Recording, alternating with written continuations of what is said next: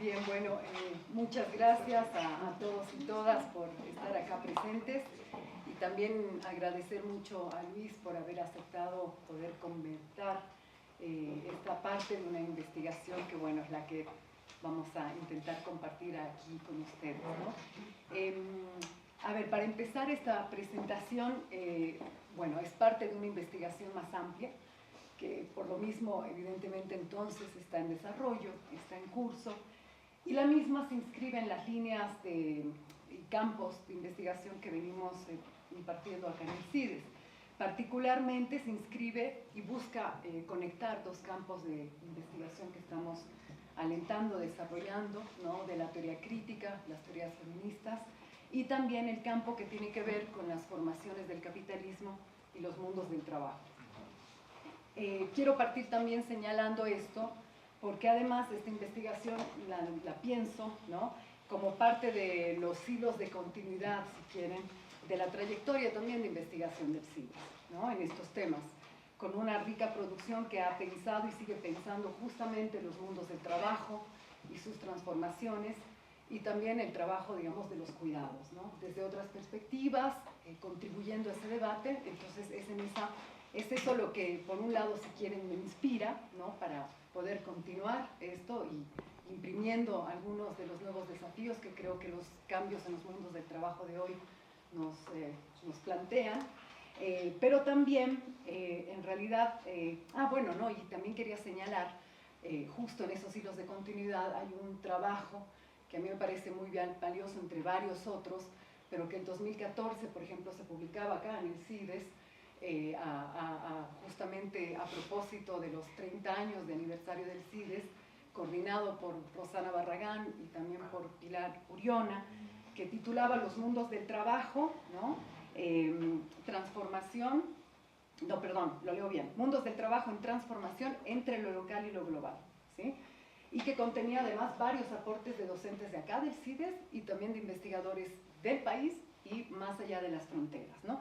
Entonces era para señalar que por un lado esa es una, digamos, inspiración en la motivación de poder pensar estos temas hoy, y hay una idea fuerza que a mí me gusta, que la plantea una feminista marxista que se llama Kathy Wicks, y que ella va a decir en un libro que justamente habla del problema del trabajo y relaciona la teoría feminista, marxista, y justamente, bueno, con una mirada de más allá del trabajo, y ella va a decir que considera pensar el trabajo hoy no solo como un tema teóricamente interesante, sino políticamente apremiante. Entonces es un poco esas ideas fuerza en las que creo que, bueno, voy a seguir compartiendo unas cuantas más.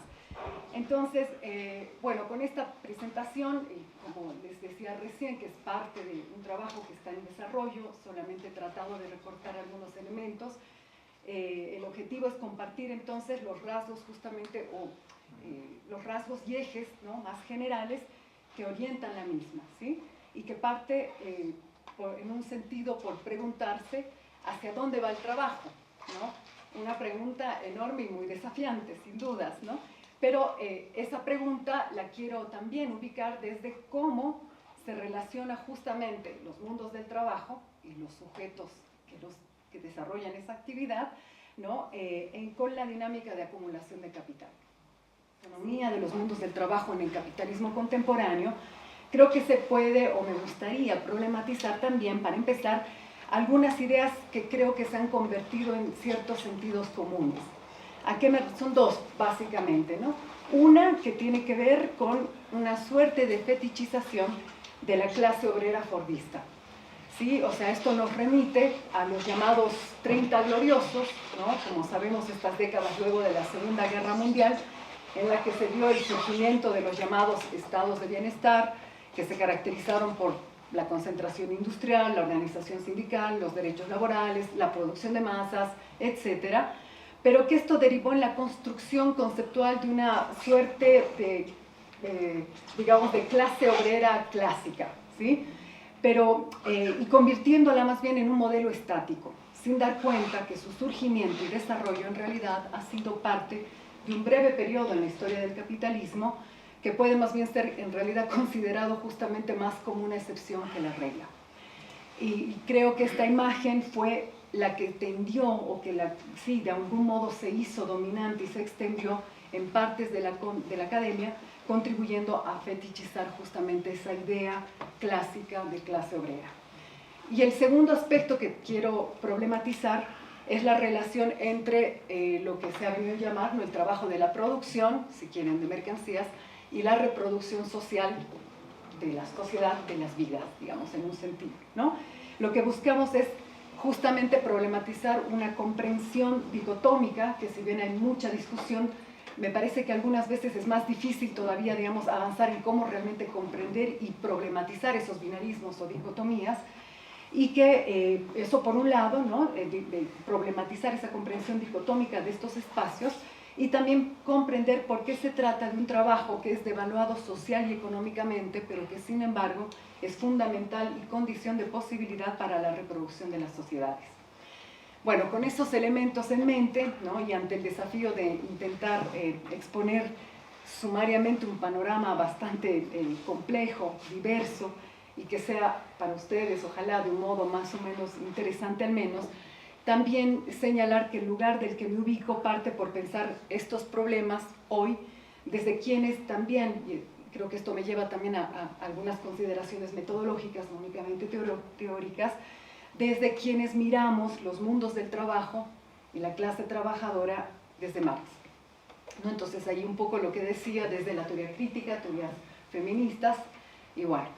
Entonces, quiero tratar de aproximar algunos rasgos generales del mundo del trabajo en la actualidad, pensando a su vez que estos rasgos se expresan claramente de manera desigual, ¿no?, a nivel global, sin embargo tienen su anclaje a nivel local. O podemos pensar en esta idea que la plantea muy bien la profesora Rosana Barragán, ¿no?, y es que lo global se expresa en lo local, ¿sí? Esto va a ser, evidentemente, en realidad parte de los desafíos que van a seguir desarrollándose en la medida que vaya avanzando con la investigación. Entonces, bueno, para empezar, primero, recorrer una serie de debates, como les decía, donde a partir de algunos argumentos contextuales, teóricos, empíricos, dar estos rasgos comunes que pueden ser tomados, tal vez modestamente, como un pequeño mapa de las tensiones que acabo de señalar y que creo que dan una fisonomía interesante para pensar esos mundos del trabajo en el capitalismo contemporáneo. ¿Bien? El primero lo sitúo en el plano de lo que capaz para algunos es más o menos familiar y que tiene que ver con las tesis sobre el fin del trabajo. Esto que autores como Van der Linden, entre otros investigadores, no solo del campo de la historia global del trabajo, sino también de los estudios críticos del trabajo, señalan como el infinito adiós, en un sentido, ¿no? Y es que evidentemente hay despedidas que no terminan de finalizar. Cíclicamente emergen en un sentido estas discusiones, o sea, los adioses a la clase trabajadora, y de manera recurrente más aún en periodos como los del actual, ¿no?, en periodos de crisis del capitalismo en que efectivamente los empleos no abundan, y definitivamente este es uno y bastante prolongado, y que suelen aparecer entonces distintas narrativas que señalan que el trabajo humano tiende a volverse prescindible. Hay diferentes formas de fundamentar esto, quizás a grandes rasgos también en discusión, ¿no?, con algunas de las investigaciones de estudios críticos del trabajo, Paula Varela, Antonio Gutiérrez Ross y algunos colegas vienen planteando estos elementos. Me gustaría justo señalar dos de estas, como les digo, que creo algunas de esas narrativas que se instalan en este sentido. Una de estas pueden ser consideradas como pesimistas y otras optimistas, pero que convergen en lo que señalaba recién. Las primeras señalan que el actual capitalismo de las finanzas y de las deudas, ¿no?, ya no requiere para acumular capital la explotación de la población disponible y por lo tanto vamos a un escenario ineluctable de desempleo masivo, lo que decía de esos adioses al proletariado, y que se consuma por la vía de que los trabajadores pasarían a ser, o el proletariado si quieren, una minoría insignificante de la población, o como quieran llamarlos, ¿no?, estas categorías que conocemos también, que arrojan luces interesantes, pero que podemos pensarlas como masa marginal, multitudes, precariado, nuevas masas, etc. La otra visión, en cambio, podríamos decir que pone el énfasis en que el capitalismo ha avanzado tanto en su desarrollo tecnológico que el trabajo humano será desplazado por nuevas tecnologías, que tienden a reemplazarlo más bien, ¿no? En este escenario también vamos a una sociedad de desocupación masiva, pero subproducto, si quieren, entre comillas, de un avance de la humanidad. Ambas narrativas, y pueden evidentemente haber varios matices ahí, pero ofrecen ese diagnóstico ante el cual solo podríamos pensar como posibilidades, contraponer medidas, digamos, de redistribución, por ejemplo, como las mentadas rentas universales, etc. Sin embargo, y este es un punto interesante, solo apoyados en estadísticas, justo estos investigadores a los que señalaba recién, nuevamente viendo tendencias globales como Van der Linden, Kim Moody, varios otros, Aaron Benanav, ¿no? Van a coincidir y apoyándose en datos, por ejemplo, de la OIT, en desmentir o lograr plantear y problematizar esto con referencias contundentes sobre estos pronósticos y más bien argumentando que no parece desde ningún punto de vista sostenible sostener, ¿no?, valga la redundancia, la idea de una desaparición empírica de la clase trabajadora. Sin embargo, eso evidentemente no salda el debate, ¿no?, sino que recién le da comienzo, ¿no? Creo que va por ahí. Porque esta clase trabajadora que tenemos adelante y de la cual nosotros, ustedes somos parte, como señalaba antes, no tiene los mismos rasgos de esa añorada clase obrera de posguerra. Entonces, si bien no hay desaparición de la clase trabajadora, tal vez de lo que sí se puede hablar es de una crisis del trabajo, en un sentido. Como por ejemplo la extendida y creciente precarización laboral, la progresiva feminización de la fuerza de trabajo en nichos de bajos salarios, después el aumento también de la subocupación, pero combinado con sobreocupación, fluctuaciones con, digamos, altos niveles y pisos de desempleo, impacto de los cambios tecnológicos, que sin reemplazar el trabajo humano, en realidad lo someten a nuevas formas de control y gestión de la relación capital-trabajo, y consecuencia de lo anterior, proliferación de los trabajadores pobres, como a veces se los denomina, como condición cada vez más extendida justamente tanto en los países del llamado sur global, pero también en los países centrales, aunque claramente con distintos ritmos e intensidades. Entonces, algo que también creo que tiene que ver con esto y permite dar cuenta de lo que vengo señalando, es que pensemos solamente en cómo la pandemia, ¿no?, o con la pandemia, la centralidad de estos problemas en torno al trabajo y las desigualdades sociales se vieron muy visibles, de la mano de la contradicción justamente entre el carácter esencial que asumió la explotación de cierta fuerza de trabajo y el carácter descartable que asumieron los cuerpos que lo portan. Casi no hay discurso público que no presente algún diagnóstico sobre el trabajo en general para fundamentar su inevitable degradación.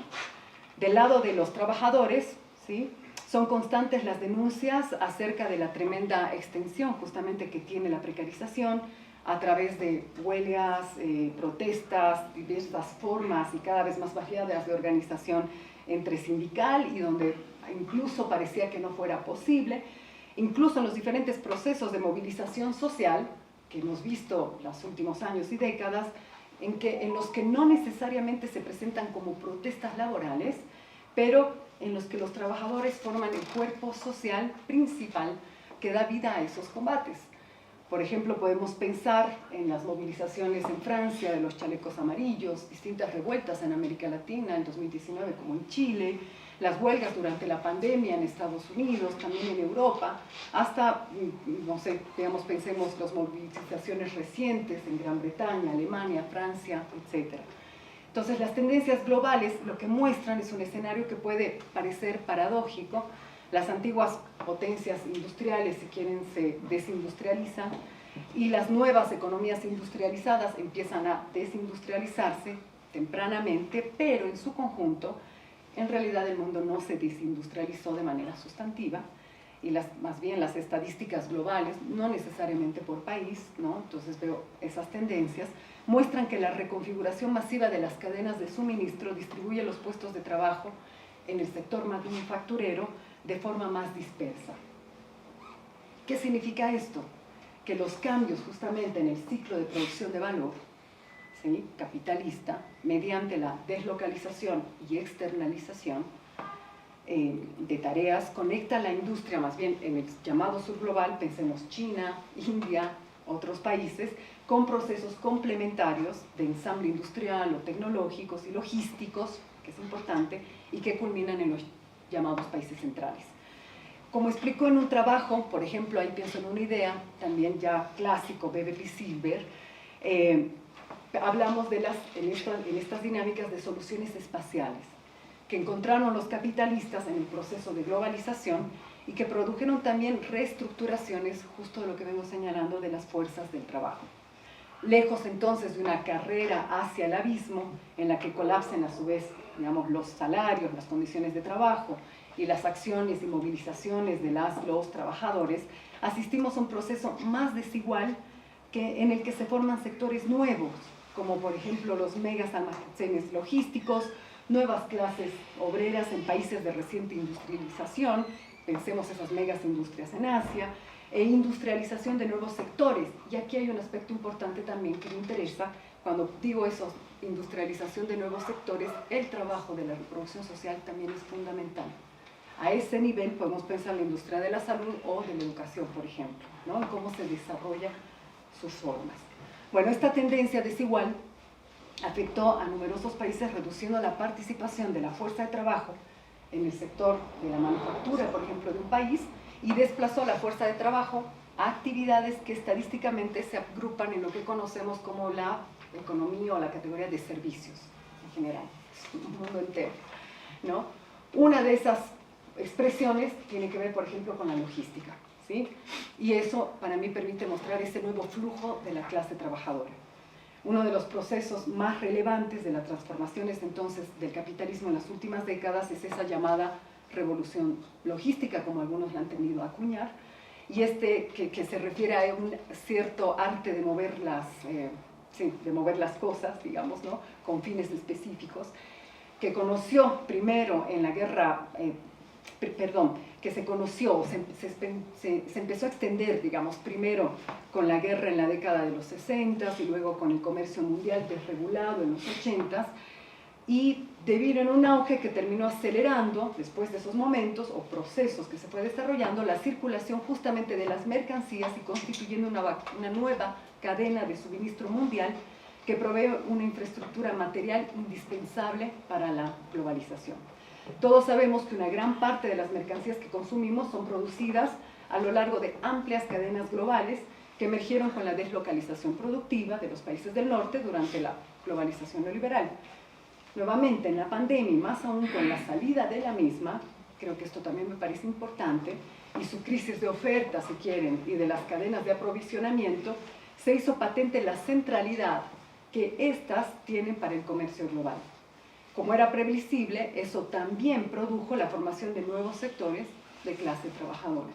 Actualmente asistimos a un ciclo de protestas y organización que está ganando terreno en el sector, en este que señalamos.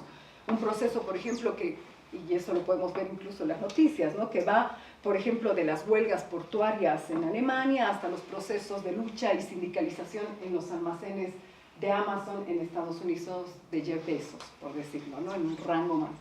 Entonces, una de las reflexiones más interesantes, a nuestro juicio, a mi juicio, de esas amplias consecuencias que este proceso tiene para la clase trabajadora, es la que nuevamente plantearía, por ejemplo, Kimui, en un trabajo que hizo recién, alrededor de pensar estas dinámicas del capitalismo actual.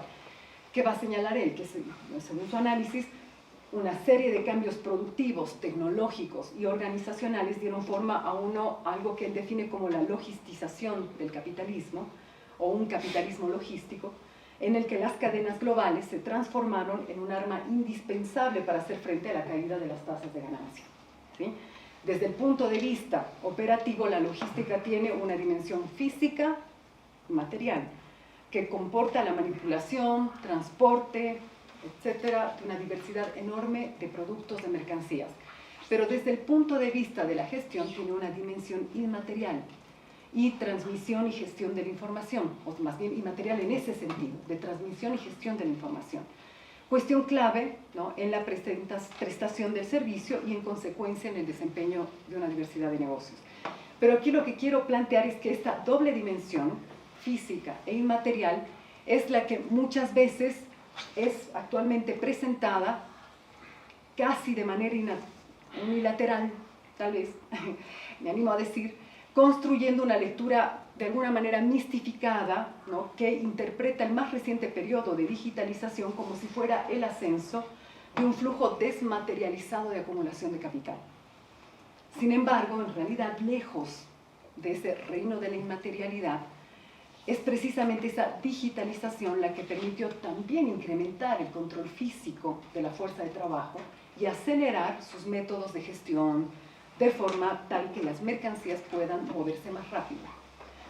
Moody, a quien señalaba recién, por ejemplo, va a decir que el movimiento de mercancías desde su fabricación, muchas veces en ese enorme llamado sur global, hasta los clústeres de distribución situados al otro lado del planeta, no solo deben ser pensados como parte del proceso de acumulación capitalista, sino, como señalaba recién, en un sentido más profundo, tiene que ver con la importancia de acelerar la circulación de mercancías para achicar el tiempo de rotación del capital y recomponer la tasa de ganancia.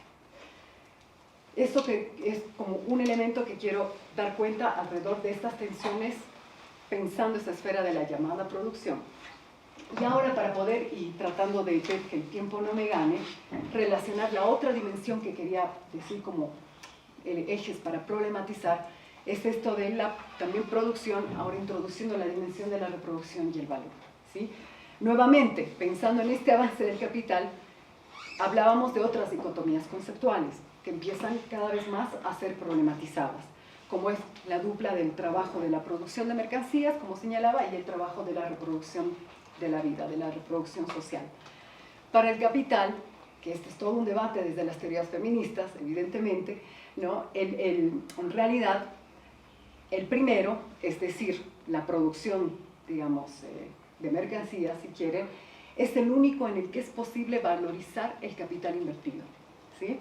Mientras que la existencia de fuerza de trabajo se considera como presupuesto para el modo de producción. Así, el modo de producción capitalista, al nacer en su desarrollo, en realidad ya se encontró con formas de organización del trabajo que estaban ya generizadas, aunque esto no significaba la devaluación social del trabajo de la reproducción social, es decir, del trabajo de las mujeres. Lo que cambia, y es algo que muy bien expuso Silvia Federici en su Calibán y la bruja, es que en el desarrollo del capitalismo y la lógica cartesiana que lo acompañó, el trabajo que no producía ganancias, es decir, este trabajo de la reproducción social sostenido fundamentalmente por las mujeres, empezó a ser considerado como un trabajo improductivo y sin valor. Pero además, la generalización del trabajo es también una consecuencia de los modos en los que en general se espera que las y los trabajadores hagan género en el trabajo.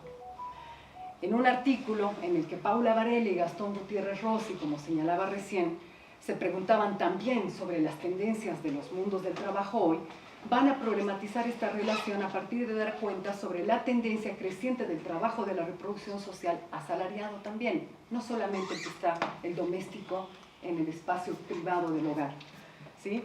Y aquí quiero compartir una idea que me parece importante, que expresa bien lo que vengo señalando, y los voy a citar. Dice: el trabajo de producir y reproducir generacionalmente la fuerza de trabajo y por ende la vida que la aporta, es un trabajo tan necesario para la acumulación de capital como devaluado económica y socialmente.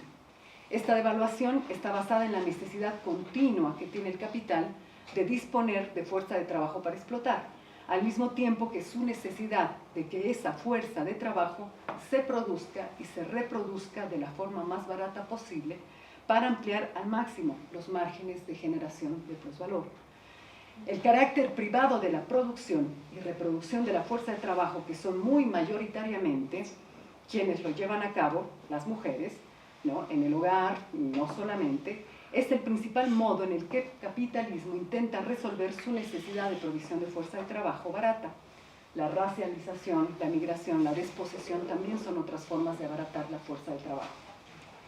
Tenemos entonces que en este doble movimiento de valorización del trabajo productivo y desvalorización del trabajo reproductivo, no solo debemos ver el trabajo como una actividad que produce mercancías y servicios, sino una actividad que también produce sujetos sociales y políticos diferenciados. Y esto es así ya que el trabajo, dada su importancia y su centralidad en la vida de los individuos, como en el imaginario social, el trabajo permite la interpelación de todo tipo de subjetividades. Y esto es así ya que esta actividad se experimenta de manera diferente a través de los ejes del género, la raza o la nacionalidad. Los estudios actuales, provenientes de la teoría feminista, como había señalado antes, están estableciendo que diversas formas de opresión social, no únicamente la de género, son constitutivas y no epifenómeno del proceso de la formación de clases sociales. Es decir, que opresión y explotación no serían conceptos separados como compartimentos estanques, sino que los mismos, sin perder su propia identidad conceptual o analítica, establecen una relación contradictoria, dialéctica en el proceso de la formación de clases. Por eso, la discusión sobre la reproducción y formas de opresión por origen étnico o género están dando lugar a novedosas formas de interpretar la relación entre los procesos de explotación capitalista y de generación de valor. El trabajo, entonces, desempeña un papel significativo tanto en la producción como en la reproducción de identidades y jerarquías generizadas. Y creo que ahí se puede plantear una idea fuerza, que la comparten Cathy Weeks y otras que me parece muy interesante, y es dar cuenta con esto que entonces el género se recrea junto con el valor también.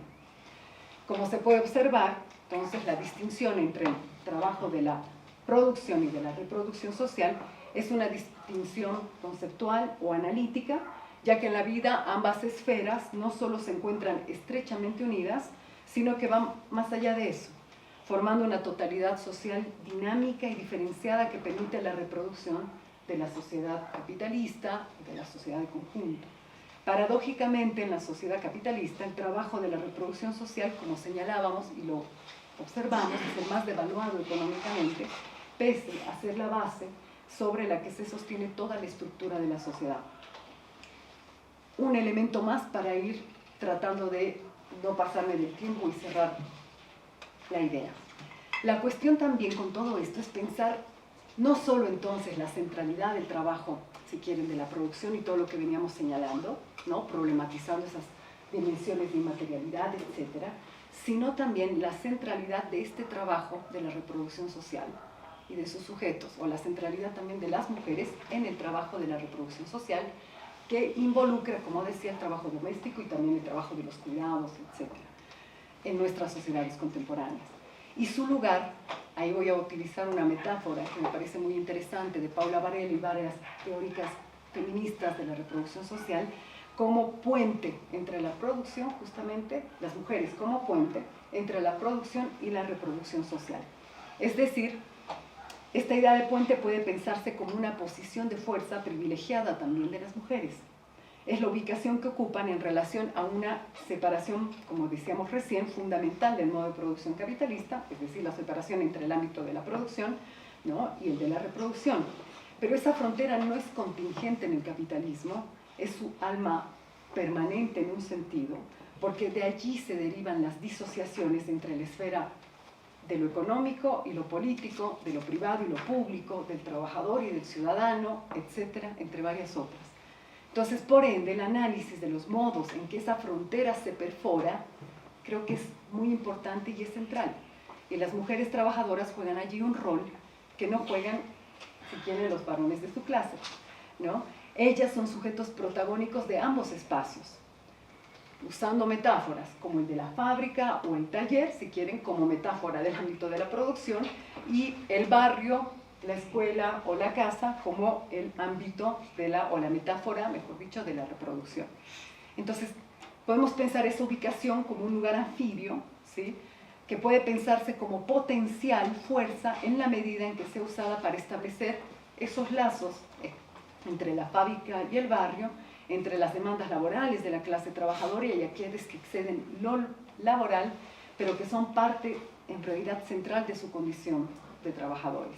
En ese sentido, es que creo, puede explicar esa posición potencialmente revulsiva, evidentemente, si se la traduce en política. Ahí Varela, por ejemplo, va a señalar que plantear esto no significa, además, pensar en un puente sin problemas. Al contrario, tiene muchos problemas. No es un puente liso, tiene muchos obstáculos. Pero creo que justamente todo eso es lo que, al calor de los transformaciones actuales se empieza a visibilizar. Y en ese sentido, a mí me gusta pensarlo esto como ya no una reflexión que se puede desarrollar en el campo, digamos, de la sociología, sino que se empieza a desplazar al terreno también de las luchas sociales, al terreno de la política, ¿no? Y pensar la discusión de sujeto en ese sentido. Entonces, creo que esos son algunos rasgos que tenía ganas de plantear para problematizar esos ejes, como les decía, conectando los campos de investigación que venimos dando y que en realidad orientan como rasgos ordenadores en un sentido, planteando la centralidad del trabajo hoy y estas dimensiones de la producción y la reproducción para continuar un poco la investigación. Lo que el recorte que hice hoy era compartir un poco estos rasgos generales y las tendencias en las que considero cómo se puede habilitar pensar los anclajes más en el plano también más adelante o que está en proceso actuales para mirar también aquí. Bueno, eso. Gracias.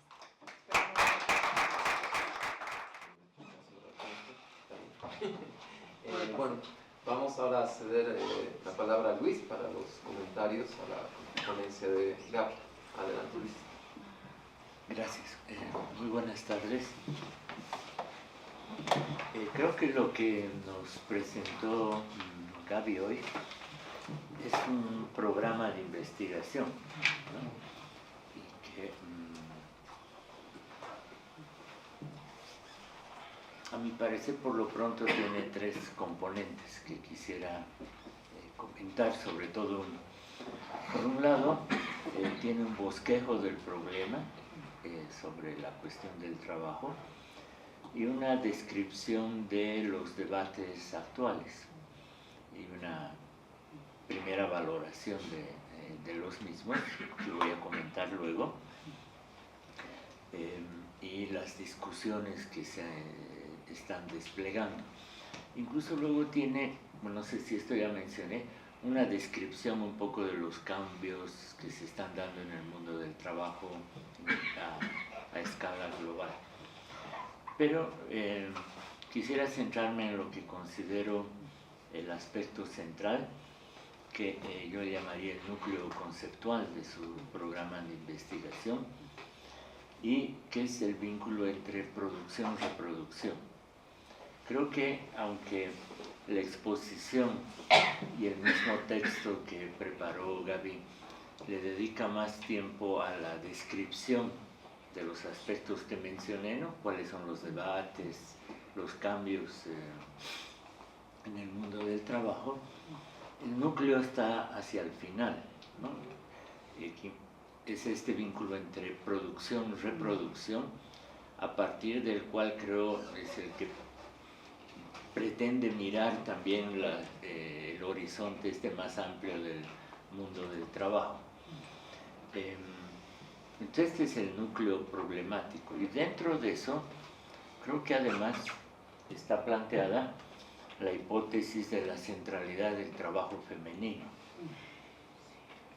Y esto creo que por tres motivos, o es algo que se despliega en tres motivos, y se expresa también tanto en el plano descriptivo, que lleva a discusiones luego teóricas y que se convertirían en espacios explicativos. El primer aspecto tiene que ver con el crecimiento de la clase obrera, que una primera parte del documento de Gaby más bien muestra que, según incluso cifras oficiales, la clase obrera ha crecido, no ha decrecido, contrariamente a lo que dicen los discursos del adiós a la clase obrera, ¿no? O la pérdida de su centralidad.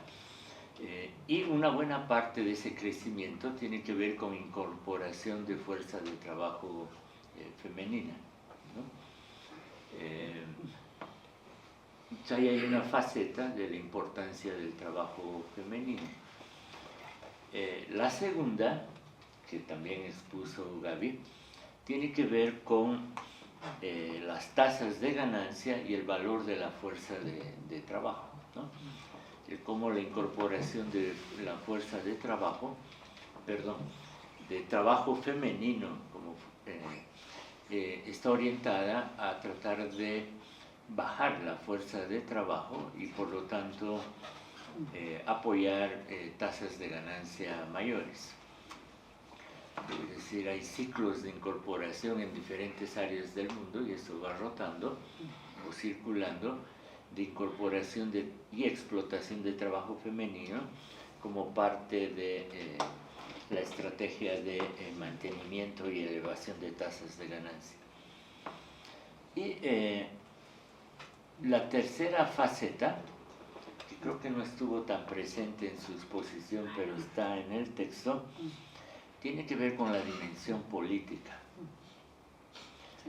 Una de las cosas que ella describe al inicio es que ha habido un proceso de debilitamiento, desorganización, descomposición de la clase obrera, que ha hecho que se pierda centralidad, tanto en la vida política, supuestamente en la vida económica, aunque los datos muestran que no, y también en el plano cognitivo, a lo que me voy a referir después.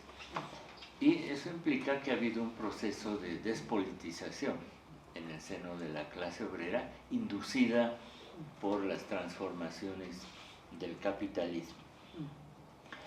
Y en varios lugares, no es una regla general, la repolitización de la clase obrera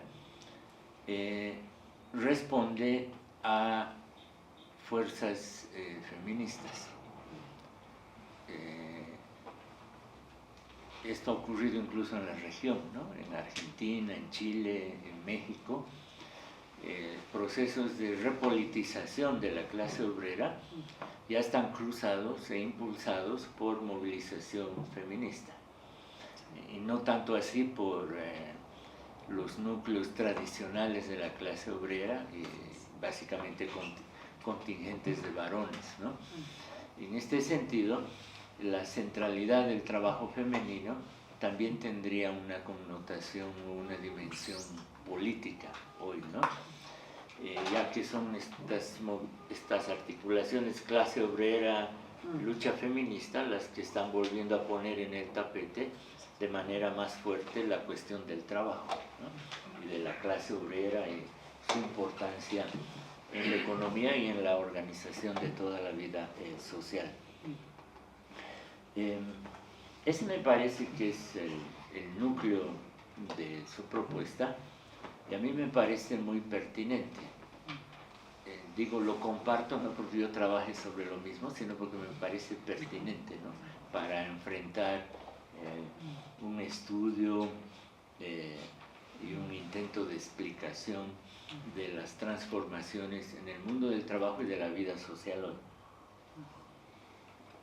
A esto quisiera añadir un comentario sobre dos dimensiones, introduciendo un esquema de interpretación que creo que en parte está presente en el trabajo que has presentado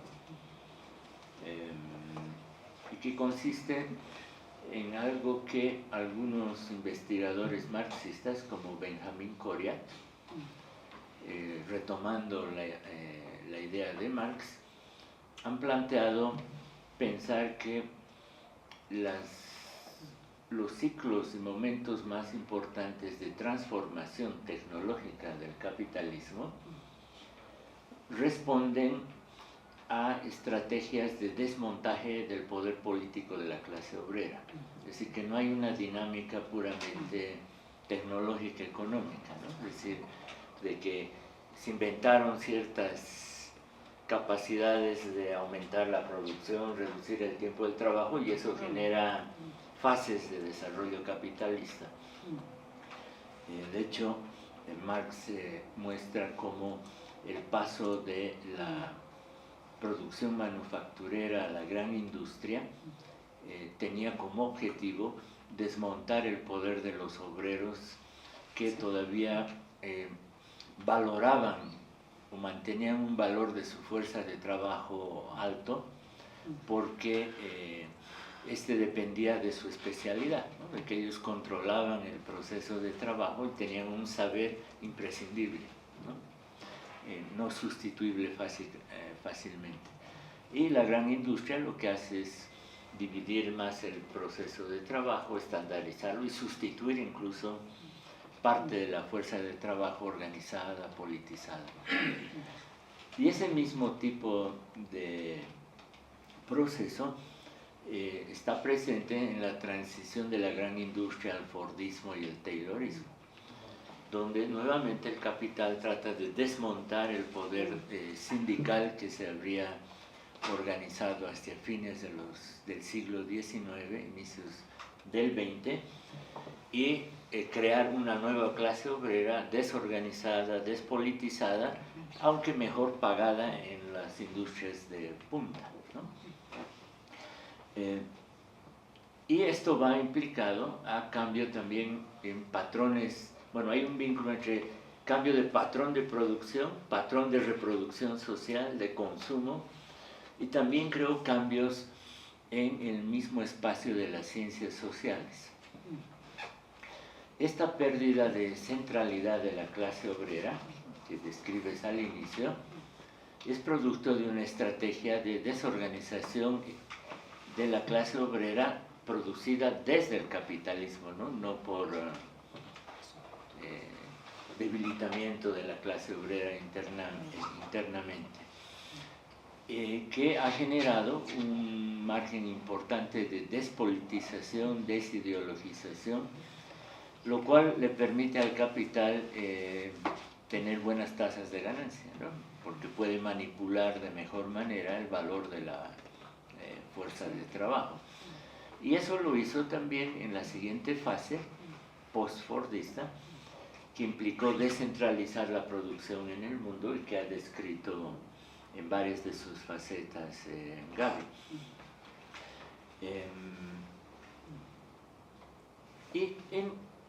Y en eso yo quería establecer un vínculo en otras cosas que tú mencionaste. Eso no solo tiene un efecto en el cambio en el régimen de producción, en los espacios productivos y en el poder político de la clase obrera, que implicó debilitamiento sindical y como una contracción de la organización obrera a la dimensión corporativa, ¿no? Reduciendo sus capacidades que tenía de intervenir en la política nacional, ¿no? Discutiendo presupuesto, estrategias de desarrollo, distribución de la riqueza. Y yo creo que esas transformaciones productivas también se reflejan en el ámbito de las ciencias sociales, con estas ideas de el fin del trabajo, o hay varios modos de nombrarlo, la pérdida de centralidad de la clase obrera. Y ahí yo veo que hay dos variantes. Distinguiría entre los discursos que tú citaste. Hay algunos de esos discursos que son de legitimación del cambio neoliberal, ¿no? Es decir, la clase obrera perdió su importancia y entonces hay que pensar de otro modo, ¿no? Hay que pensar capitalistamente, por así decir, ¿no? Y cómo nos insertamos mejor en ese tipo de procesos. Y hay otros que le entran a la idea del fin del trabajo todo, como algunos que tú citas, Gors y otros, que sin embargo siguen siendo críticos del capitalismo, ¿no? Que lo abordan de otro modo. Pero yo diría aquí que el vínculo es entre que la pérdida de centralidad explicativa en el campo de las ciencias sociales es resultado de la destrucción de la centralidad obrera en el campo de la vida política, ¿no? Ya que en el campo económico, como se ha mostrado, sigue creciendo, ¿no? Pero lo que ha habido es no tanto reducción de la clase obrera, que es donde quieren poner énfasis los economistas, digamos, afines a estas transformaciones, sino que lo que ha habido es reducción política de la clase obrera, ¿no? Y su capacidad de intervenir en la dirección, gestión, decisiones de la sociedad. En ese sentido, una parte de las ciencias sociales son seguidistas de este cambio estratégico que es ideológico, ¿no? Es económico, es político y es ideológico, ¿no? Es decir, pensar que hay que plantearse las cosas sin centralidad obrera, o incluso sin clase obrera, ¿no? No solo centralidad, sino sin trabajadores, aunque en la realidad eso es lo que, ese trabajo es el que sostiene todo. En ese sentido, sintéticamente diría que hay un vínculo entre centralidad política y centralidad cognitiva. Una vez que se desmonta la centralidad política de la clase obrera, lo pierde también en el campo de las ciencias sociales como un efecto ideológico, más que como una transformación teórica necesaria, por así decir, ¿no? Es como un efecto ideológico. Y esa es otra dimensión que está en el trabajo de Gaby, que es el análisis del ámbito ideológico. Una cosa son los cambios en los procesos productivos, organización del trabajo, ¿no? Y el otro, que es con el que empiezas, son el cambio en las ideas, ¿no? Y si no interpreto mal, digamos como que tu investigación está orientada a reconstituir la centralidad del trabajo en el plano explicativo, ¿no? Bien particular además con esta articulación específica que es producción, reproducción, y dentro de eso centralidad del trabajo femenino. Yo creo que una condición de posibilidad de eso es el tipo de politización feminista que se ha dado en el campo de la clase obrera, ¿no? Y probablemente el avance en capacidades explicativas va a estar vinculado al avance de la lucha feminista y los cambios que esto puede introducir en términos de politización en la investigación en las ciencias sociales, ¿no? También esta era una idea que la sostenía Zavaleta hace tiempo, inspirado en Marx, de que lo que se puede conocer y explicar no depende tanto de tener buenas teorías, formación, que también es necesario, sino de las condiciones histórico-sociales. En este caso implica de constitución de sujetos, de movimientos sociopolíticos que son los que hacen que replanteemos las cosas o podamos mirar las cosas de una manera más crítica, ¿no? Estos días estaba leyendo por cuestiones de clases a Ernst Bloch y él dice, pensar es traspasar. Y eso implica que pensar en el campo de las ciencias sociales en particular implica no solo describir, ¿no? Fenomenológicamente qué está cambiando en el mundo, ¿no? Cómo se está recomponiendo, sino penetrar, ¿no? O sea, ¿por qué está ocurriendo eso? ¿Con qué fines? Y además implica hacer una crítica de descripciones que acaban operando como discursos de legitimación, ¿no? En ese sentido, creo que la articulación que ha hecho Gaby con su proyecto tiene mucho potencial y en torno a este núcleo, ¿no? Que implica articular reproducción, producción y a su vez centralidad del trabajo femenino. Eso es lo que diría de manera muy breve. Muchas gracias. Vamos a pasar ahora a la tercera fase. Pepe ya está levantando la mano. Pepe, Ceci, Eli. Entonces, ahí ya tienes una primera ronda. Estamos adelante. Comentarios breves y tal vez alguna pregunta. Primero que el objeto de investigación me parece trascendental, pertinente, relevante, estratégico, útil, de mucha utilidad para lo que hacemos acá, ¿no? Investigación. Entonces, felicidades por eso. Lo otro, en la primera parte me ha llamado la atención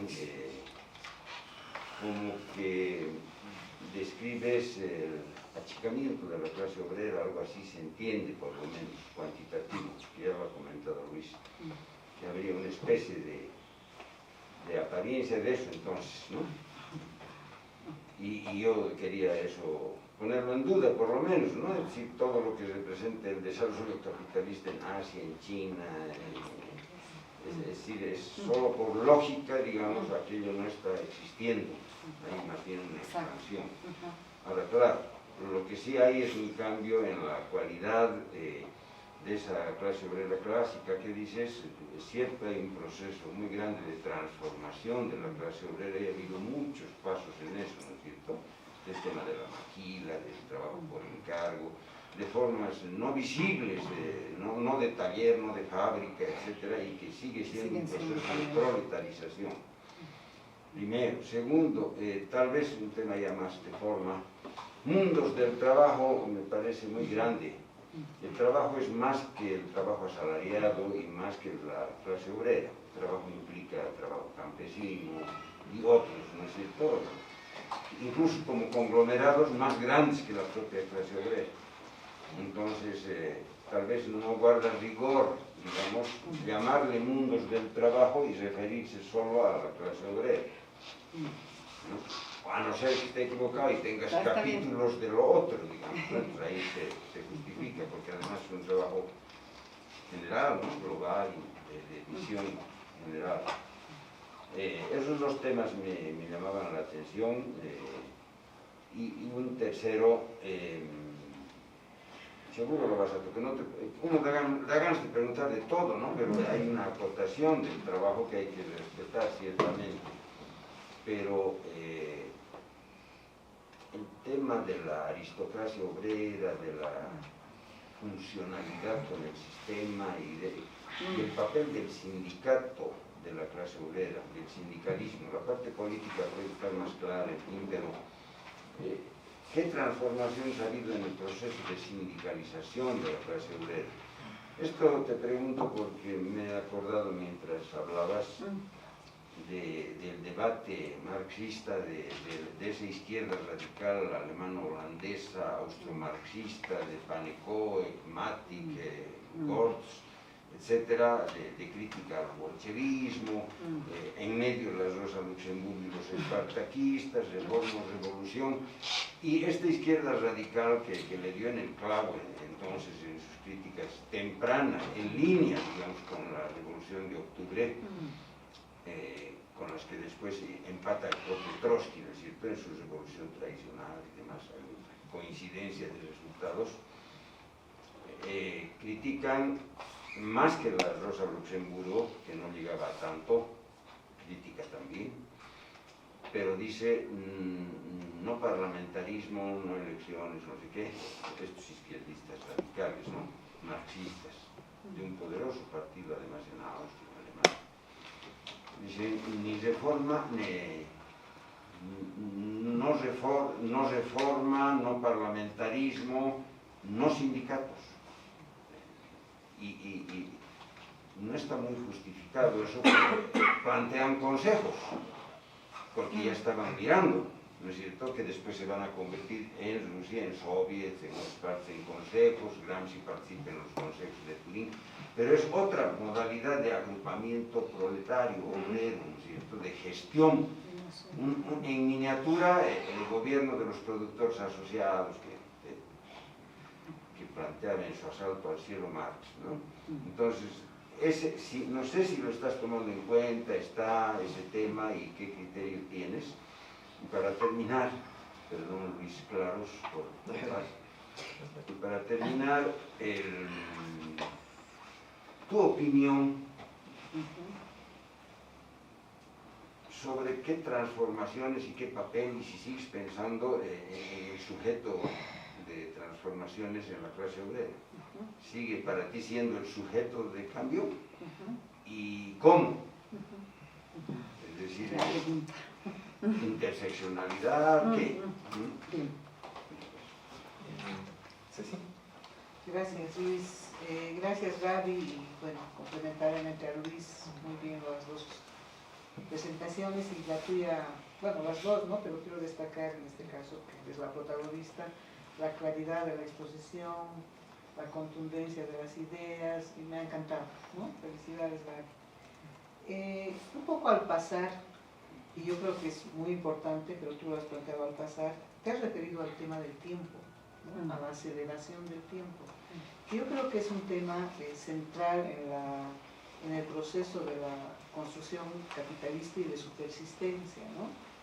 Y además, en este caso, has vinculado con esa nueva forma, ¿no es cierto?, de organización del capitalismo a través de la logística, de la organización de las cadenas de suministros. En fin, me ha parecido bárbaro eso, porque es una novedad, por lo menos para mí, aunque he escuchado en otros eventos temas parecidos, pero cuando lo asocias a tu problema, me ha parecido muy interesante, ¿no?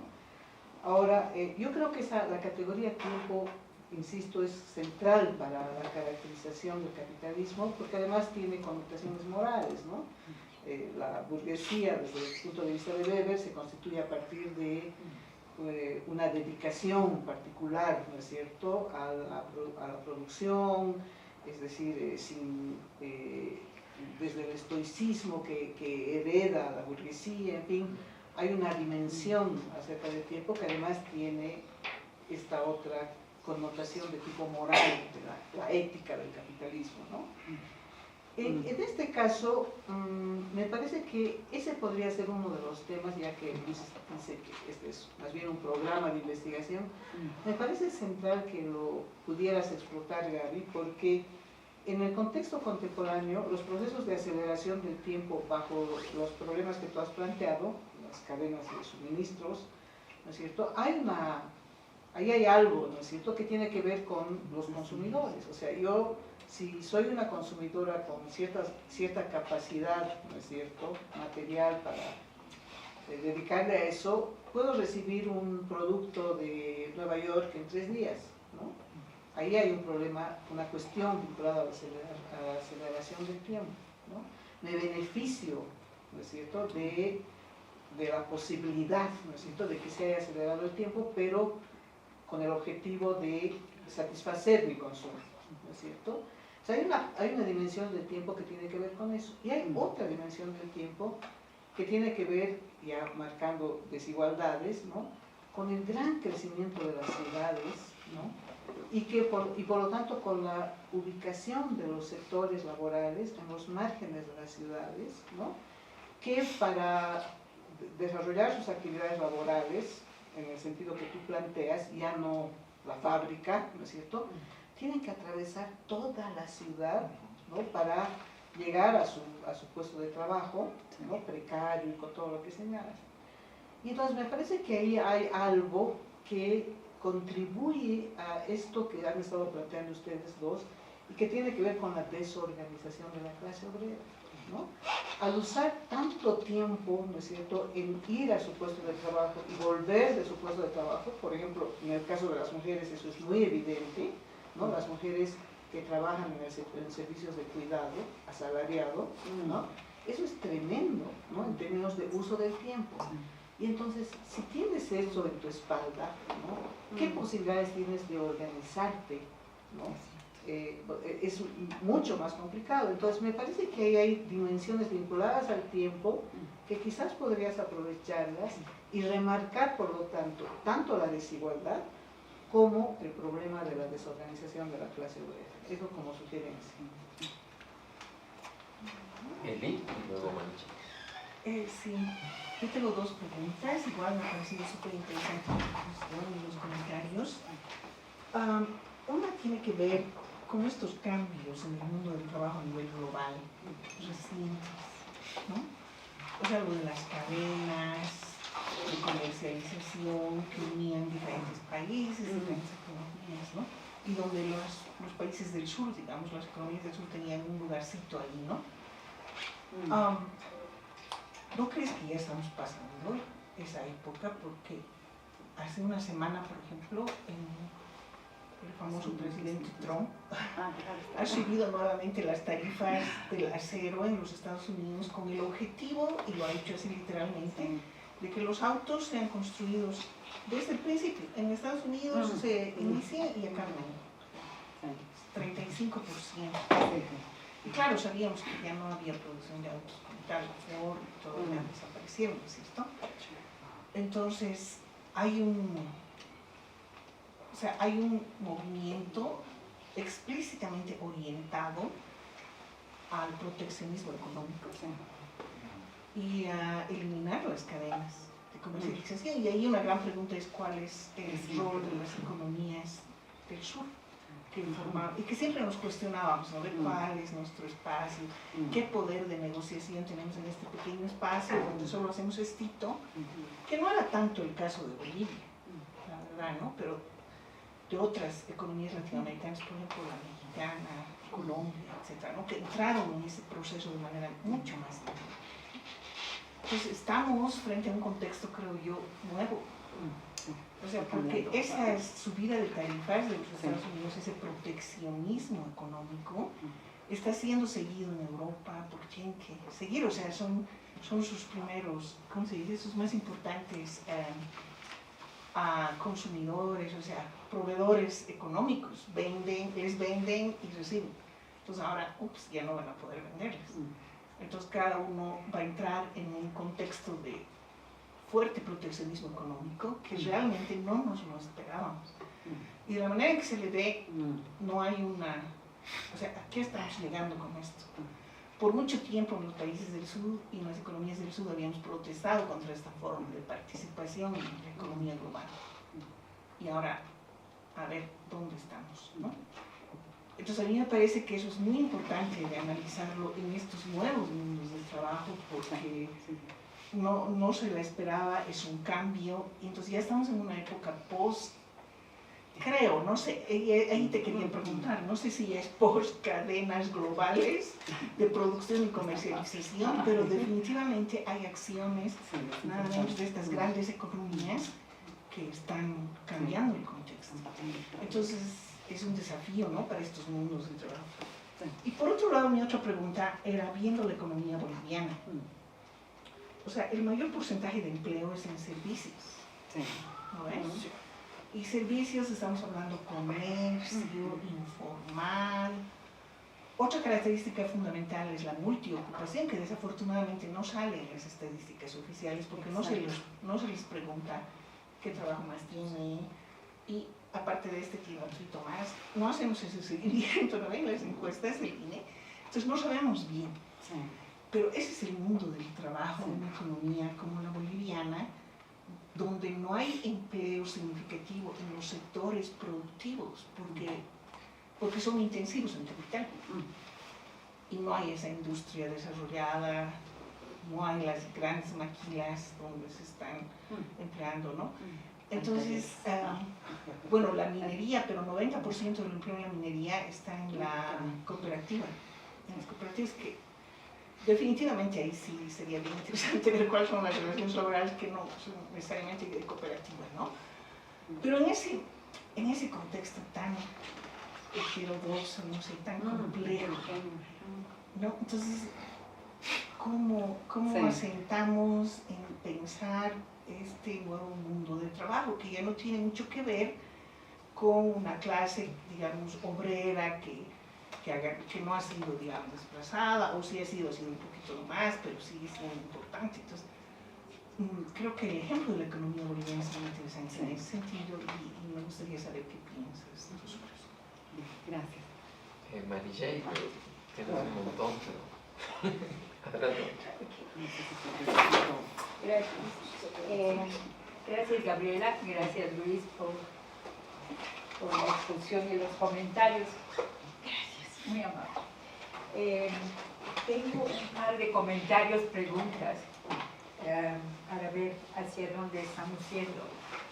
Definitivamente el aumento del número de trabajadores y clase trabajadora es obvio que también debe sobre todo a aumento de población y especialmente migraciones de área rural a área urbana, donde ahí estamos más hablando sobre eso.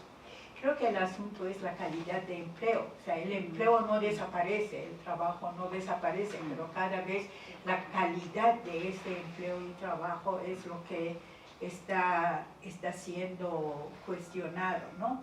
Creo que uno es esto. Otro tiene que ver el que todo lo que has descrito pasa dentro de la economía formal, ¿no? Donde hay una relación laboral entre los trabajadores y los capitalistas, ¿no? Y la gran mayoría de la población está en economía informal. Y ahí habría que ver realmente cómo se da esta relación. Y es muy importante porque la informalidad en el país es más de 65% y una estadística mundial de hace 2 días dice que a nivel mundial es 57%. Entonces la informalidad prevalece sobre la formalidad para hablar de ¿cómo se llama? De la calidad de empleo y todo eso. Y obviamente que la presencia masiva de las mujeres en la economía informal lo agrava más. Ahora, en ese contexto, yo me preguntaba si este puente que tú construyes entre producción y reproducción, si es género y mujeres o si es la informalidad, ¿no? Y por otro lado, has descrito bastante sobre transformaciones en el mundo de trabajo, la tecnología y todas las demás cosas, pero pareciera que la reproducción ha quedado sin cambios, sin transformaciones. Y los patrones de fecundidad han cambiado totalmente, no solamente aquí, sino hasta en África, que nunca podían controlar. Hay nuevos patrones de reproducción que tienen connotaciones para el trabajo de cuidado en la primera infancia y obviamente para envejecimiento. Entonces, habría que tomar ahí un silencio respecto a cambios en la parte de reproducción. Y por otro lado, todo eso a mí me lleva a que habría que hacer un replanteo, redefinición de valor, que está en el tema de tu charla. Y entonces es necesario replantear qué entendemos por valor para incluir todas las cosas que no está reconocido.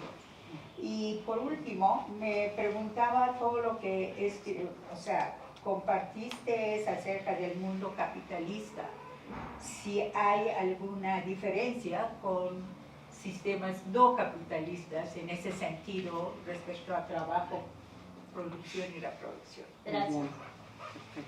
Hay una consulta, hay más solicitud de palabras. ¿Quieres responder esto o prefieres escuchar todas y articularlas? Hay dos. Tal vez para tratar de articular algo y después la ronda. Perfecto. Bien. Bueno, primero muchas gracias bueno, me ha anotado todo, no prometo poder, bueno, voy a intentar dialogar con lo que han planteado y en realidad me parece muy interesante escuchar las reacciones, ¿no? Creo que en realidad lo más valioso de esto es justamente aquello para pensar cómo se recibe, por dónde uno va, qué cosas pueden incluso parecer que se dan por sentado y cuáles no, de pronto, ¿no? Entonces, bueno, solo, a ver, para empezar un poquito. Primero, por lo que voy a tomar un eje que planteaba Pepe e intentar vincularlo con algo que señalaba también Manillé, ¿no? Primero, Pepe decía, ¿no?, que parecía que se entendió como que señalaba un achicamiento, ¿no? En realidad no, sino más bien al revés.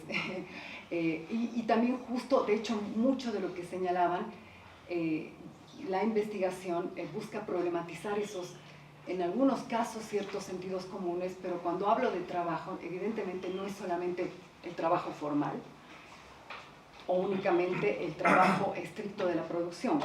Cuando pienso el trabajo y sus transformaciones, mutaciones actuales, y articulada la pregunta de esos roles y esa diversidad de actividades, unos mundos del trabajo, creo, no sé cuán problemático, lo exploraré, puede ser hablar en esos términos, como señalaba Pepe, pero que es fragmentado, heterogéneo, una multiplicidad de trabajo que también tiene espacialidades distintas y combinadas.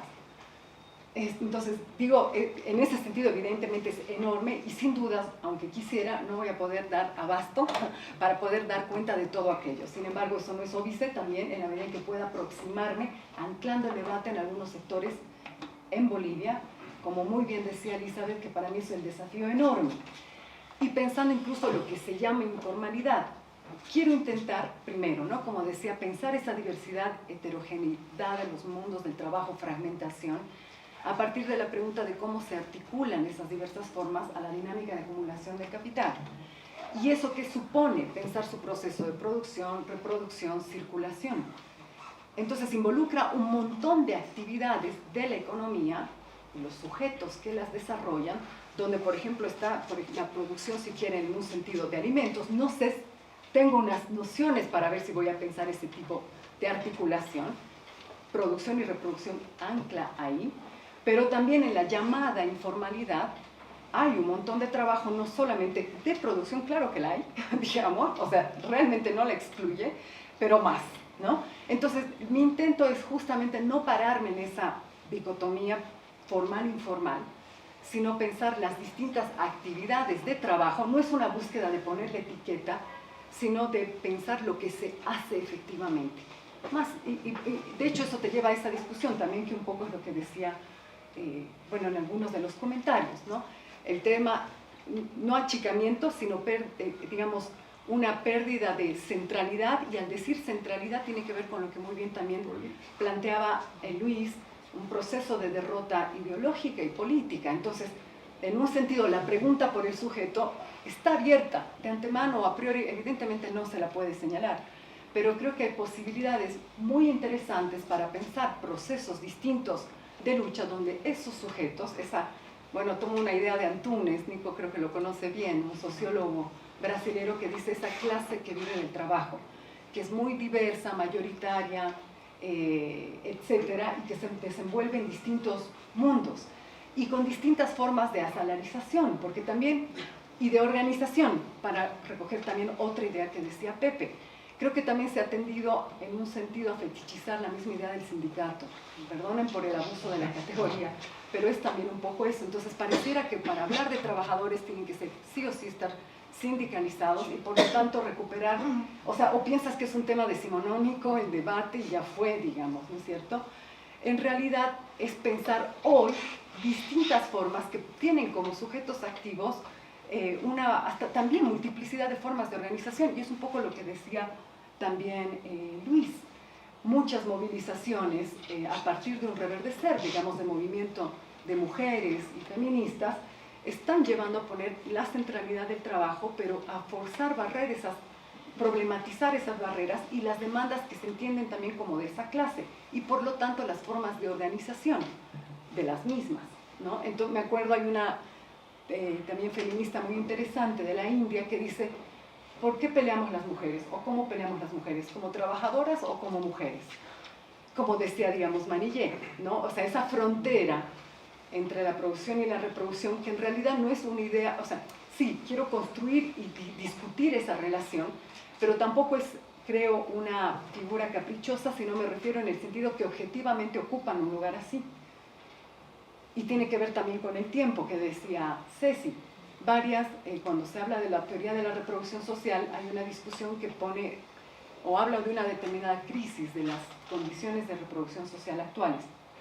Tiene que ver con la precarización del tiempo, lamentada y ansiada conciliación del tiempo fuera de la casa de trabajo y los distintos espacios que ocupamos en las calles, en el comercio, donde sea que uno se desenvuelve como mujeres, y las tareas del cuidado, etc. Entonces, es también un poco, como decía Luis, pensar no solamente que son valiosas las posibilidades de pensar cómo avanzar en determinadas políticas, que se las implementa, etc., aunque cuando se habla de ajustes siempre eso es lo que primero se ajusta, entonces queda trunco. Entonces pensar esa contradicción un poco más abajo, más en el fondo, ¿no? Y eso habla de esa dificultad de muchas mujeres y los cambios en realidad, aunque no parecían, perdón, me desordené un poco, pero por lo que decía Manillé, se me vino a la mente, en el sentido de que pareciera que no se habla de cambios en toda esa dimensión del trabajo de la reproducción doméstico, y es muy importante, y será algo que habrá que ver cómo se puede expresar en la medida que se avance, pero sí hay un punto que también habla de sus transformaciones y que tiene que ver también que es un trabajo cada vez más asalariado. ¿Y a qué me refiero con eso? La necesidad, lo que decías, creo que tú, Ceci, de muchas mujeres que tienen que ir a cuidar, y también las dificultades de las propias condiciones de ir a cuidar. Y discusiones y organizaciones de lucha que no son el sindicato clásico que esperamos como para que eso signifique luchas o demandas, pero que se llevan adelante de esas mujeres porque ni siquiera tienen las posibilidades de cuidar como se esperaría que mínimamente cuidan a alguien que por trabajo lo tienen que hacer. Y ni hablar de las que permanecen en la casa, ¿no? Entonces digo, es pensar los problemas de esa relación, no como espacios autónomos, porque en realidad no lo son. Creo que no lo son. Creo que más bien la riqueza de las formas, justamente, lo decía Manillé, ¿no? Que combina espacios, si quieren, del campo, ciudades intermedias, urbanos, y que no es suficiente además una fuente de generación de ingresos y que combina varias otras actividades, formales, informales, o trabajo a domicilio, que esa ha sido una de las maneras que más ha permitido exponer justamente eso. Y cómo se valorizaba también al mismo tiempo una actividad que era hecha en el espacio del hogar, pero que tenía que ver también con el espacio de la producción, pero que estaba sujeto en una misma digamos, dimensión espacial, digamos, ¿no? Entonces, ahora, ¿cómo? Por lo que, bueno, hay otro elemento más mirando a Elizabeth, que me parece muy importante y que de hecho en realidad no lo incluí, pero es fundamental, y es una pregunta también, ¿no? Cuando señalabas los cambios que se están dando hoy. Me acuerdo que justo aquí en una compilación que hizo en un libro que se llama Pluralismos, que trabajaba con la coordinación de Luis, problematizando un poco esas tendencias, ponía entre paréntesis pensar esta dinámica actual de desglobalización neoliberal, ¿no? Es decir, a mí me gusta incluso a veces más pensar ese proceso de cadenas productivas de valor casi sin precedentes, ¿no? Todo lo que ocupó los últimos 40 años más o menos. Y evidentemente viene Trump y patea el tablero y empiezan a poner las subas de tarifas, etc. Y claro que eso empieza a generar movimientos, ¿no? La necesidad de volver a recuperar los procesos, digamos, no la deslocalización que significó justamente las cadenas de valor, sino quizás más bien volver a situarlos en las fronteras del Estado-Nación, qué sé yo, ¿no? En las fronteras nacionales. Ahora la pregunta es muy interesante, yo misma ahí un poco me la hacía, ¿no? ¿Cómo se van a seguir? Porque no se van a parar tampoco, pero ¿en qué términos se van a seguir desarrollando esos circuitos que conecta toda esta dinámica del movimiento, si quieren, del capital? Y quizás también sea interesante plantear una idea, cuando hablo de capital, lo pienso como una relación social, no como un número, o sea, no sé cómo decirlo, ¿no? Como un cuadrado, un ladrillo fijo, sino como una relación social, por lo que también decía Manillé, incluso yo me pregunto, que no tiende a excluir que hayan distintas formas de organización de la vida, pero lo cierto es que esa dinámica de acumulación del capital, en un sentido, también ocupa una determinada centralidad, justo por lo que preguntaba en un sentido Elizabeth. Es decir, digamos, el hilo que mueve las distintas posibilidades de recreación de trabajo y sus formas es una relación ordenadora, y después pueden habilitarse formas combinadas de organización que puedan no ser tan capitalistas o formales, o como entendamos esa relación. De hecho no le excluye, al contrario, le es parte, y le es parte además constitutiva de toda esa dinámica, ¿no? Entonces, de ahí es verdad, es una rica discusión pensar qué sociedades o formas podemos pensarlas hoy como no capitalistas o capitalistas. Veré si se puede plantear ese debate o cómo abordarlo. Sin embargo, lo cierto es que en todo caso sí elijo situarme en esa dinámica y creo que tiene un lugar muy importante en nuestras sociedades, y ahí era un poco recuperando esa idea que creo que también la señalaba Luis, de pensar como una relación ordenadora de la vida social, en un sentido, ¿no? Que, digamos, el capital y los sujetos que hacen trabajo y que somos una enorme mayoría, ¿no? Entonces, bueno, después, bueno, habían algunas más que si las dejo, tal vez con la siguiente ronda veo si incluyo, perdón. Gracias, No sé Gaby. si respondí. Sí, gracias, Luis. Me quedó picando un poquito el título de la exposición, ¿no? Trabajo, producción, reproducción y valor. Entonces, valor, ¿cómo se va a entender en este contexto lo que estás planteando? Porque el valor que conocemos tradicionalmente en Marx es el de uso y el cambio. No sé si en nuestra producción podría estar el valor de uso y en la producción el valor de cambio. Pero en este contexto actual que yo no planteo, la digitalización, creo que la extracción de valor y el valor como tal, creo que está perdiendo un poco ese elemento que ya no solamente se mide por tiempo de trabajo, que es la lectura clásica que tenemos, sino es que el algoritmo, por ejemplo, te puede definir una forma de extracción de valor. Por ejemplo, hay un concepto que se maneja que es el valor afectivo, ¿no? Especialmente a la gente que cuida ancianos. No es útil ni produce nada. No sé cómo podríamos... Así lo planteo, ¿no? Bien. Entonces, esa es un poquito la cuestionante. Como en este contexto digital hay también un valor simbólico. Por ejemplo, esta gente que hace contenidos en las redes sociales está generando una forma de valor y está extrayendo también una plusvalía y un valor, ¿no? Entonces ahí tocaría un poco repensar el valor que tradicionalmente lo entendíamos, ¿no? Gracias. Gratamente sorprendido por el tema, puntual, brillante. Mucho tiempo estoy viendo mi interés en este tipo de investigación. Generalmente puntual temas de cómo se produce o qué relaciones existen, pero ver desde esta vez una sorpresa muy grata. Evidentemente eso da para muchas cosas. Yo un par de cosas muy puntuales podría, a manera de comentario y de sugerencia. Evidentemente en la reproducción, podríamos ver, ponemos en esa doble dimensión, una reproducción del capital y en eso evidentemente la reproducción del capital individual y la reproducción del capital social. Porque individualmente el capital trata de extraer lo más que pueda, prácticamente eliminar las fuerzas de trabajo. Pero en la reproducción social hay necesidad de que se mantenga al obrero, a la fuerza de trabajo, porque es la única fuente de su plusvalía.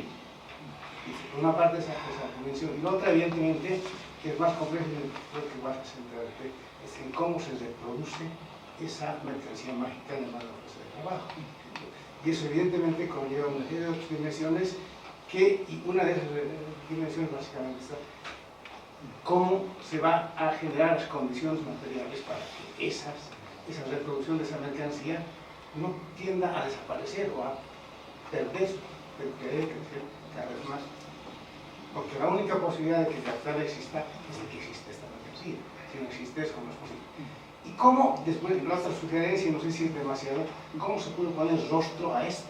¿Sí? Capital, evidentemente, es una categoría, pero si ponemos rostro, nombres, personas, que realmente podríamos reconfigurar a una élite o un grupo de gente, estos realmente son capitalistas, porque aquí está con nombre, apellido, con rostro. Evidentemente, en el otro lado, es movimiento, es grupo, es clase. Pero en el lado del capital sería interesante, tal vez en ese sería un avance y una contribución interesante, realmente poner el rostro a esa clase. No sé si hay alguien más para ya cerrar las intervenciones. Bien, entonces adelante. Bueno, muchas gracias también por las preguntas. ahí, bueno, voy a enlazar dos últimos aspectos y me parecía muy importante lo que decías y también lo había señalado Manille, pero creo que no únicamente, ¿no? Sobre el valor. Y es verdad, o sea, también es una discusión súper importante, ¿no? Y es un poco lo que decía Luis, ¿no? La centralidad del trabajo también supone problematizar esa noción de valor. Y hay una crítica muy rica a este respecto, en el sentido de que, pero ahí también hay una cuestión. Es verdad que, digamos, desde el punto de vista del capital, si quieren, como relación, que es un poco lo que señalaba, efectivamente valor tiene lo que se articula en la esfera de la producción y desde dónde se puede obtener, ¿no?, el plusvalor. Y en ese sentido la discusión era decir, bueno, el trabajo de la reproducción social, que finalmente, como lo señalaba recién, es fundamental para la reproducción porque sí produce, y algo valioso, y es fuerza de trabajo, no es valorizado. Lejos, no solo eso, sino que no es ni siquiera remunerado económicamente. Bueno, ahora no estoy hablando del trabajo asalariado del hogar, etcétera, sino el trabajo que hacen fundamentalmente, o hicieron nuestras mamás, digamos, ¿no?, a eso. Entonces, ese es un trabajo que produciría, en la relación que señalabas, valores de uso. Entonces, ¿cuál era la discusión? Bueno, valores de uso, ¿a qué se refiere? En el sentido de que todo lo que se produce se agota como consumo en el espacio del hogar, pero que garantiza la mercancía especial, fuerza de trabajo.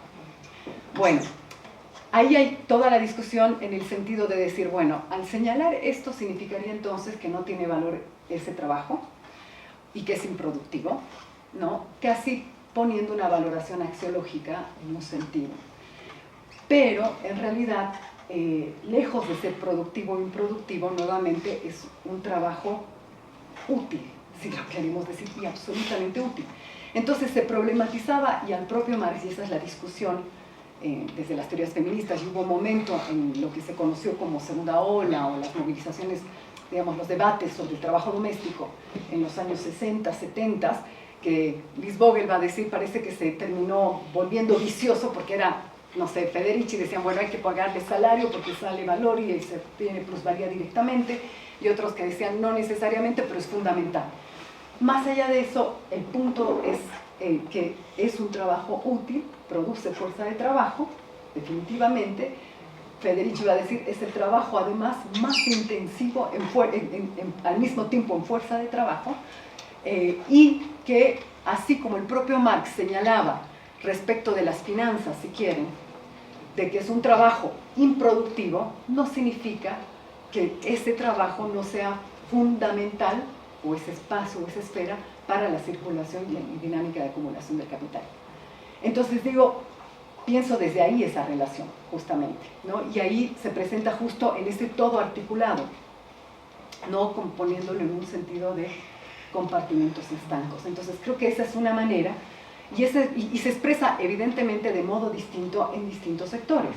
Podemos pensar el trabajo de las mujeres barrenderas del aseo urbano, cómo combinan este trabajo, que hacen trabajo de reproducción fuera de la casa y trabajo de reproducción dentro de la casa, por ejemplo. Entonces hay un montón, me parece, de rostros, yendo a la idea, que en realidad la investigación apunta a eso, para ponerle rostro y poder pensar cómo se anclan estas tensiones a partir de esa pregunta articuladora, que es entenderlo como una relación social que articula distintos espacios y en realidad no los dicotomiza, sino que es una dimensión. Bueno, Titi Bhattacharya decía, en realidad cada proceso de reproducción es a su vez un proceso de producción. Entonces creo que eso es súper importante para pensar esas tareas y el rol, bueno, sí, la centralidad del trabajo, ¿no?, que ponen las mujeres en esa dinámica de puente, y que creo que también puede contribuir a veces a desromantizar un poco esos trabajos de cuidado y poner no solo pensar, digamos, ese rol político en ese terreno, digamos, y que está llevando, por lo que decía Pepe, justo no solo a desfetichizar, o se intentará habilitar distintas formas de organización, no es solamente el sindicato o esas burocracias que son también muy interpeladas desde estas trabajadoras, por ejemplo, barrenderas, etcétera, sino, bueno, habilitar esa conexión más bien, ¿no? Entonces creo que tiene que ver con eso y espero poderle poner los rostros.